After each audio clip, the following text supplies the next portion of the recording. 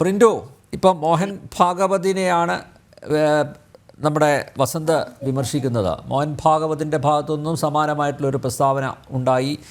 എന്തുകൊണ്ട് അതിലൊരു വിശദീകരണം, ക്ലാരിറ്റി പിന്നെ വരുത്തിയില്ല എന്നുള്ളതാണ് ചോദ്യം.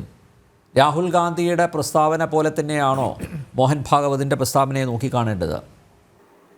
ഒരിക്കലുമില്ല. രണ്ട് പ്രസ്താവനയും രണ്ടായിട്ട് കാണണം. കൃത്യമായിട്ട് രാഷ്ട്രീയ നിരീക്ഷണം നടത്തുന്ന ആളുകൾക്ക് അത് കൃത്യമായിട്ട് മനസ്സിലാക്കാൻ സാധിക്കും. സത്യത്തിൽ ഈ അത്യുന്നത ക്രമത്തിലെ രാജ്യദ്രോഹി എന്നാണ് നമ്മൾ രാഹുൽ ഗാന്ധിയെ വിളിക്കേണ്ടത്. ഈ രാജ്യത്ത് ഇപ്പോൾ പറയുന്നു അദ്ദേഹത്തിൻ്റെ നാക്കുപിഴയാണെന്നൊന്നും അതിനെ വ്യാഖ്യാനിക്കാൻ സാധിക്കില്ല. കൃത്യമായിട്ട് കുറച്ച് വർഷങ്ങളായിട്ട് രാഹുൽ ഗാന്ധി മുന്നിൽ വെച്ച് നടക്കുന്ന അജണ്ട, ആ അജണ്ട എന്ന് പറഞ്ഞാൽ രാജ്യവിരുദ്ധതയും രാജ്യത്തിലെ ജനങ്ങളെ ഭിന്നിപ്പിക്കുകയും മതത്തിൻ്റെയും രാഷ്ട്രീയത്തിൻ്റെയും രാഷ്ട്രത്തിൻ്റെ പേരിൽ വിഭജിക്കുന്ന തന്ത്രമാണ് അദ്ദേഹം പയറ്റുന്നത്. അതിൻ്റെ അവസാനത്തെ അദ്ദേഹം പറഞ്ഞ അദ്ദേഹത്തിന് പക്വതയില്ലായ്മയിൽ നിന്ന് പറഞ്ഞതായിരിക്കും ഒരു പക്ഷേ. അദ്ദേഹത്തിൻ്റെ പക്വതയെക്കുറിച്ചൊക്കെ നമ്മൾ ചർച്ച ചെയ്തതാണ് ഒരുപാട് കാലം. പക്ഷേ അദ്ദേഹത്തെ പോലെ അങ്ങ് പറഞ്ഞതുപോലെ പ്രതിപക്ഷ നേതാവെന്ന രീതിയിൽ ഒരു രാജ്യത്തിൻ്റെ പ്രതിപക്ഷ നേതാവാണ്. രാജ്യത്ത് ഉറ്റുനോക്കുന്ന ഒരാൾ സ്വാഭാവികമായിട്ട് RSSനെതിരെയും BJPക്കെതിരെയും ഇനി മോഡി സർക്കാരിനെതിരെയും അദ്ദേഹം പട നയിച്ചോട്ടെ. പക്ഷേ രാജ്യത്തിനെതിരെ പട നയിക്കും, രാജ്യത്തിനെതിരെ പോരാടുമെന്ന് പറയുമ്പോൾ അദ്ദേഹത്തിന് തീഹാർ ജയിലിൽ അടയ്ക്കേണ്ട സമയം അതിക്രമിച്ചിരിക്കും. ഒന്നില്ലെങ്കിൽ തീഹാർ ജയിലിൽ അടയ്ക്കണം, അദ്ദേഹം അല്ലെങ്കിൽ ഏതെങ്കിലും ഒരു മാനസിക ഹോസ്പിറ്റലിൽ കൊണ്ടുപോയി ചികിത്സിക്കണം. രണ്ട് തരത്തിലുള്ള പ്രശ്നങ്ങൾക്കും അടിമപ്പെട്ട് നിൽക്കുന്ന ആളാണ് അദ്ദേഹം. ഒന്ന് രാജ്യദ്രോഹത്തിന്റെ പ്രശ്നമുണ്ട്, ഒന്ന് മാനസിക നിലയുടെ പ്രശ്നമുണ്ട്. ഇതിൽ ഏതെങ്കിലും ഒരു പ്രശ്നത്തിന് ശാശ്വതമായ പരിഹാരം കാണാൻ കോൺഗ്രസ് നേതൃത്വം തയ്യാറാകണം. അല്ലെങ്കിൽ ഇവിടുത്തെ രാജ്യവും ഭരണകൂടവും ഒക്കെ രാഹുൽ ഗാന്ധിയുടെ കാര്യത്തിൽ ഇടപെടുമെന്നുള്ള കാര്യത്തിൽ യാതൊരു സംശയവും വേണ്ട. ഇവിടെ മോഹൻജി ഭാഗവത്തിന്റെ പ്രസ്താവനയെ ഈ രാഹുൽ ഗാന്ധിയുടെ പ്രസ്ഥാനവുമായിട്ട് എങ്ങനെയാണ് താരതമ്യം ചെയ്യാൻ സാധിക്കുക? ആദരണീയനായിട്ടുള്ള RSSന്റെ തലവനായിട്ടുള്ള മോഹൻജി ഭാഗവത് കൃത്യമായി അദ്ദേഹം മുന്നോട്ട് വെച്ചിട്ട് ഒരു വിവക്ഷ, ഒരു പൊളിറ്റിക്കൽ സയൻസ് എന്ന വിദ്യാർത്ഥി എന്ന രീതിയിലും ഒരു പൊളിറ്റിക്കൽ സയൻസ് അധ്യാപകൻ അദ്ദേഹം പറഞ്ഞു, ഈ രാജ്യത്തിന് 1947 ഓഗസ്റ്റ് 15 സ്വാതന്ത്ര്യം കിട്ടി എന്നുള്ളത് ഒരു കൃത്യമായിട്ടുള്ള ഒരു നിർവചനം മാത്രമാണ്. ആ നിർവചനത്തിന് അപ്പുറത്തേക്ക് രാഷ്ട്രത്തിന്റെ പതിറ്റാണ്ട് 500 വർഷത്തെ അധിനിവേശത്തിന്റെ ചരിത്രം ഈ രാജ്യത്തിനുണ്ട്. അധിനിവേശത്തിന്റെ സംസ്കാരം വെച്ച് പുലർത്തുന്ന ഒരു രാജ്യമാണ് ഇന്ത്യ. അതുകൊണ്ട് സ്വാഭാവികമായിട്ട് അദ്ദേഹം പറഞ്ഞത്, ഇവിടെ നമുക്ക് അധിനിവേശ മന്ദിരമായിരുന്നല്ലോ നമ്മുടെ രാം മന്ദിർ, ബാബരി മസ്ജിദ്. ആ മന്ദിരം തകർന്നു. അധിനിവേശത്തിന്റെ ഒരു വലിയ അടയാള തകരുകയാണ്. അവിടെ വീണ്ടും ഉയർന്നു, രാമക്ഷേത്രം ഉയരുന്നതിനെ താത്വികമായിട്ട് അദ്ദേഹം അതിനെ അവലോകനം ചെയ്തതാണ്. ഭാരതത്തിന്റെ സ്വാതന്ത്ര്യത്തിലേക്ക് ഭാരതം കുതിച്ചുകൊണ്ടിരിക്കുന്നു. അതൊരു സാംസ്കാരിക പൈതൃകത്തെയും പാരമ്പര്യത്തെയും മുൻനിർത്തിയിട്ടുള്ള രാഷ്ട്രം എന്ന സങ്കല്പം വെച്ചുകൊണ്ടുള്ള മോഹൻജിയുടെ പ്രസ്താവനയാണ്. ആ പ്രസ്താവന പോലെയാണ് രാഹുൽ ഗാന്ധിയുടെ പ്രസ്താവന. നിങ്ങൾ നോക്കൂ, കഴിഞ്ഞ ഒരു 3 പാർലമെന്റ് ഇലക്ഷനോട് ചേർന്നിട്ട് തൊട്ടു മുമ്പ് അദ്ദേഹം പാർലമെന്റിനകത്ത് നടത്തിയ ഒരു പ്രസ്താവനയുണ്ട്. അതും പറഞ്ഞത് നാക്കുപിഴയാണ്. അദ്ദേഹം പറഞ്ഞത് ഹിന്ദുക്കളെല്ലായിട്ടുള്ള ആളുകളെല്ലാം ഭീകരവാദികൾ എന്നാണ് പറഞ്ഞത്. പിന്നെ അദ്ദേഹം തീർത്തിയല്ല BJPക്കാരാണെന്ന് അദ്ദേഹം പറഞ്ഞ കാര്യമാണ്. അദ്ദേഹം നോക്കൂ, ജോർജ് സോറോസുമായി ബന്ധപ്പെട്ട് കിടക്കുന്ന കേസുകളുണ്ട്, സമ്പൽ കലാപവുമായി ബന്ധപ്പെട്ടുള്ള കേസുകളുണ്ട്, ജാതി സെൻസസുമായി ബന്ധപ്പെട്ട് നിൽക്കുന്ന കേസസ് ഉണ്ട്. നമുക്കറിയാലോ നമ്മുടെ രാജ്യത്ത് CAA-യുമായി ബന്ധപ്പെട്ട അദ്ദേഹത്തിന്റെ നിലപാടുകൾ എന്തായിരുന്നു? നിലപാടുകൾ സംസാരിക്കട്ടോ. ജോർജ് സോറസ് എന്ന് പറയുന്ന ആരുടെ കയ്യിലെ പാവയാണ്? ആരുടെ കയ്യിലെ പാവയാണ്? ആഗോള വിദേശ ശക്തികൾ രാജ്യത്തിനെതിരെ പ്രവർത്തിക്കുന്ന ആളുകളുടെ കയ്യിലെ കളിപ്പാവയാണ് രാഹുൽ ഗാന്ധി.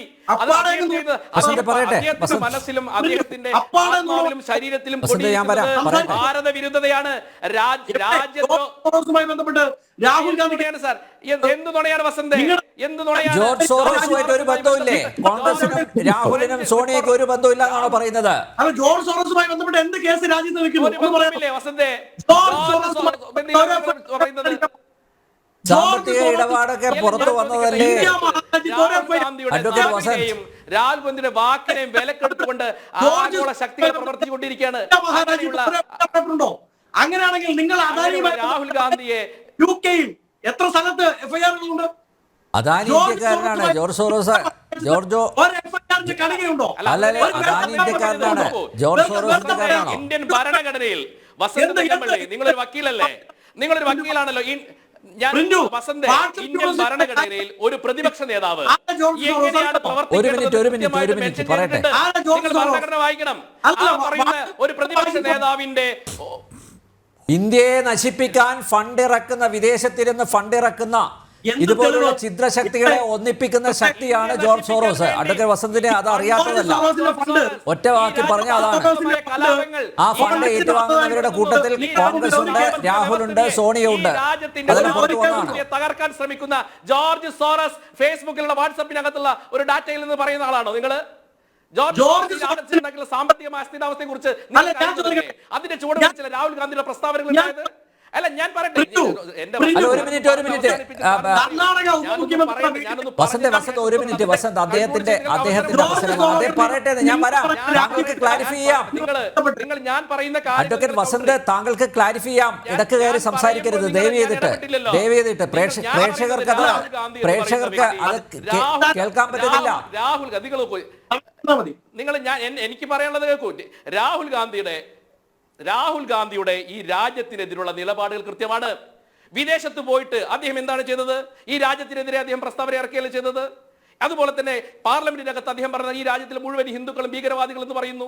സമ്പൽ വിഷയമുണ്ടായ സമയത്ത് ആ പ്രദേശത്തെ കത്തിച്ചാമ്പലാക്കാനും വർഗീയ ധ്രുവീകരണത്തിനും വർഗീയപരമായ കലാപത്തിനുള്ള ശ്രമമല്ലേ അദ്ദേഹത്തിന്റെ ഭാഗത്തുണ്ടായിട്ടുള്ളത്. അപ്പൊ അതുകൊണ്ട് രാഹുൽ ഗാന്ധി എന്ന് പറയുന്നത് രാജ്യദ്രോഹിയാണ്, രാജ്യത്തിനെതിരെ പ്രവർത്തിക്കുന്ന ആളാണെന്നുള്ളത് BJP കേവലം ഏതെങ്കിലും ഒരു രാഹുൽ ഗാന്ധിയോടുള്ള വിരോധം കൊണ്ട് പറയുന്നതല്ല. ഞങ്ങൾ രാഹുൽ ഗാന്ധി ഈ ഇന്ത്യൻ രാഷ്ട്രീയത്തിൽ വന്നതിന് ശേഷം അദ്ദേഹം എടുത്ത നിലപാടുകൾ, അദ്ദേഹത്തിന്റെ രാഷ്ട്രീയ പ്രസംഗങ്ങൾ, അതിനകത്ത് കൃത്യമായിട്ട് നിങ്ങൾക്ക് കാണാൻ സാധിക്കുക വിഭജനത്തിന്റെയും മതരാഷ്ട്രീയത്തിന്റെയും ജാതി രാഷ്ട്രീയം കൊണ്ട് ഈ രാജ്യത്തെ ഛിന്ന ഭിന്നമാക്കാനുള്ള ശ്രമമാണ് രാഹുൽ ഗാന്ധി നടത്തുന്നത്. അതിന്റെ അവസാന ഘട്ടം എന്ന രീതിയിൽ ഇന്ന് രാജ്യത്തിനെതിരെ പോരാടുമെന്ന് അദ്ദേഹം പറയുമ്പോൾ അദ്ദേഹത്തിന് എവിടെ എത്തിയിരിക്കുന്നു അദ്ദേഹത്തിന്റെ മാനസിക നില. അതുകൊണ്ടാണ് ഞാൻ വസന്തിനോട് പറഞ്ഞത്, ഒന്നില്ലെങ്കിൽ നിങ്ങൾക്ക് അദ്ദേഹത്തിന് പക്വതയില്ലെങ്കിൽ അദ്ദേഹത്തിന് ഏതെങ്കിലും രീതിയിൽ ആ രീതിയിലുള്ള ട്രീറ്റ്മെന്റ് നടത്തണം. അല്ലാതെ രാജ്യവിരുദ്ധ പരാമർശം നടത്തിക്കൊണ്ട് ഈ ഇന്ത്യ മഹാരാജ്യത്ത് ഒരു പ്രതിപക്ഷ നേതാവായിക്കൊണ്ട് നിൽക്കാമെന്ന് രാഹുൽ ഗാന്ധി കരുതേണ്ട. അതിന് ചൂട്ടുപിടിക്കാൻ കോൺഗ്രസിന് നേതൃത്വം വേണ്ട.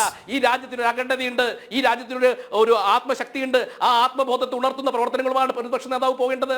അതിനു പകരം ഈ രാജ്യത്തെ ഛിന്ന ഭിന്നമാക്കാനുള്ള ശ്രമം നടത്തുന്ന ജോർജ് സോറസിനെ പോലെയുള്ള ആഗോള ഭീകരവാദ സംഘടനകൾക്ക് ഇന്ന് ഏറ്റവും കൂടുതൽ ആഗോള ഭീകരവാദ സംഘടനകളുടെ കയ്യിലെ കളിപ്പാവ് ആരെന്ന് ചോദിച്ചു കഴിഞ്ഞാൽ രാഹുൽ ഗാന്ധിയാണ്.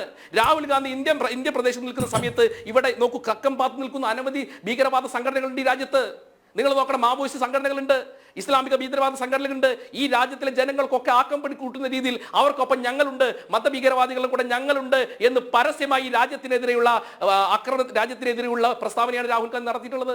അതിന് അദ്ദേഹം അപലപിച്ചുകൊണ്ട് മാപ്പ് പറയുകയാണ് അദ്ദേഹം ചെയ്തത്. അതിന് പകരം ന്യായീകരിക്കാനുള്ള കോൺഗ്രസുകാരുടെ ശ്രമം വേദാവിലാവുമെന്നാണ് എനിക്ക് പറയാനുള്ളത്. യെസ്